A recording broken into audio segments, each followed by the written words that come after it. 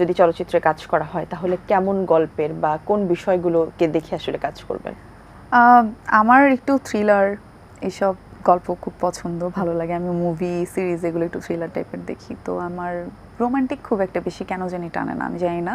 তারপরও যদি অভিনয় শিল্পী আমার যদি ওরকম অফার আসে ভালো কোনো রোমান্টিক গল্পে, আমি অবশ্যই করতে চাই।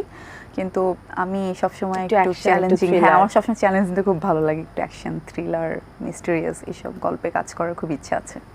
আচ্ছা, তো যেহেতু আপনার প্রথম চলচ্চিত্রতে সবাই আসলে নারী শিল্পী, তো সেখান থেকে একটু জানতে চাই যে যদি এরপরে চলচ্চিত্রে কাজ করা হয় বা থাকে না অনেক সময় যে আমি যেহেতু কাজ করছি ইন্ডাস্ট্রিতে, এই কাজটা আমার ড্রিম বা এর সঙ্গে কাজ করাটা আমার একটা স্বপ্ন, সো সেই জায়গা থেকে আসলে যদি আপনাকে নায়ক সিলেকশনের কথা বলা হয় তাহলে আপনি আপনার পছন্দ অনুযায়ী তাহলে আপনি কাকে সবার আগে পছন্দ করবেন? আমি তাহলে সবার আগে পছন্দ করব হচ্ছে সিয়াম ভাইয়াকে। আচ্ছা, কারণটা কি, মানে তার অভিনয়ের কোন দিকটা আপনাকে টানে? তার অভিনয় হচ্ছে গিয়ে তাকে আমার ভালো লাগে। আমার আগে থেকেই সিয়াম ভাইয়ের সাথে কাজ করার ইচ্ছা ছিল। সিয়াম ভাই, আরিফিন শুভ, মিশু ভাইয়া। আর মেগাস্টারের কথা আমি এখন বলবো না, কারণ হচ্ছে তার সাথে কাজ করার জন্য আমার অনেক রকমের, না সেটা ঠিক আছে, কিছুক্ষণ আগে আপনি যেমন বলছিলেন যে স্বপ্নের তো আসলে কোনো সীমা থাকে না। কারণ আমি সাহসটা করবো না মেগাস্টারের কথা বলতে, কারণ আমি এখনো নিজেকে মনে করি অতটা ক্যাপাবল না তার অপোজিটে নায়িকা হিসেবে কাজ করার। এই জন্য আমি তার কথাটা বাদ দিয়ে আমি এই কজনের কথা বলেছি।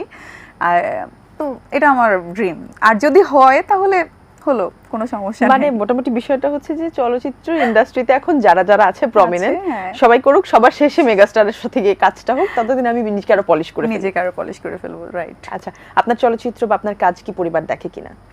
হ্যাঁ, আমার পরিবার দেখে, সবসময় মুখিয়ে থাকে যে কখন আসবে, কোন নাটকটা কোন চ্যানেলে যাবে, কোন টাইমে যাবে। সবাই ফোন দিয়ে মামা, চাচা সবাইকে বলে দেয় যে এই টাইমে মার এই নাটকটা আসতেছে। মানে পরিবারের সবাই বেশ এক্সাইটেড থাকে এবং খুবই এক্সাইটেড, ইন্সপিরেশনটা আসে সেখান। হ্যাঁ এখন। আচ্ছা আপু, আমরা মোটামুটি যে কয়টা চরিত্র নাটকের ক্ষেত্রে আমরা যদি বলি, নাটকের ক্ষেত্রে যে চরিত্রগুলোতে আপনাকে দেখেছি সেখানে কিন্তু আমরা বেশ প্রতিবাদী চরিত্রই আপনাকে কম বেশি দেখেছি, এবং আপনি বললেন যে রোমান্টিক আসলে হয়তোবা ভালো লাগলে করব, কিন্তু অ্যাকশনটাই আমি বেশি প্রেফার করি।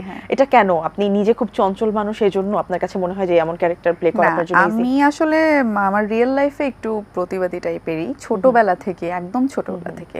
লাইক যে কারণে আমার মনে হয় আপনার ব্যাচেলর পয়েন্টসটা বেশ ভালো হয়েছে। হতে পারে, জানি না।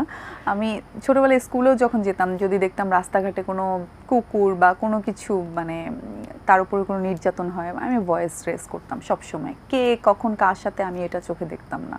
আমি সবসময় মানুষের জন্য।